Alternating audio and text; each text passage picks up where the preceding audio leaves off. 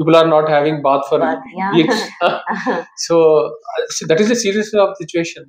Okay. ఈ problems అన్ని మనకు తెలుసు. అవును. బట్ అక్కడ ఇప్పుడు ఆ సిట్యుయేషన్ నుంచి వాళ్ళు ఆ సిట్యుయేషన్‌ని ఫేస్ చేసి ఓవర్‌కమ్ చేయాలి.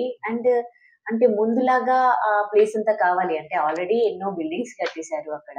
హ్మ్. మళ్ళీ అంటే మునుపటి సిట్యుయేషన్ రావాలి అంటే ఏం చేయాలి?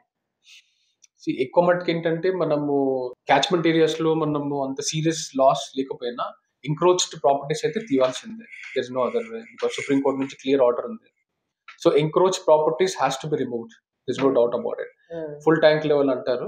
బఫర్ ట్యాంక్ అంటే ఇమీడియట్ లేక్ ప్రెమిసెస్ లో వాటర్ అక్యుములేట్ అయ్యేది. ఎంక్రోచ్మెంట్ క్యాచ్మెంట్ అంటే మీకు లేక్ కొంచెం డిస్టెన్స్ లో ఉన్న నేబర్హుడ్ అంటే వాటర్ అక్యుములేట్ వచ్చే పాత్వే లో హౌసెస్ ఉంటాయి. These are all catchment areas అంటారు. This will be in few kilometres ranges లో ఉంటాయి. Water flow will stop.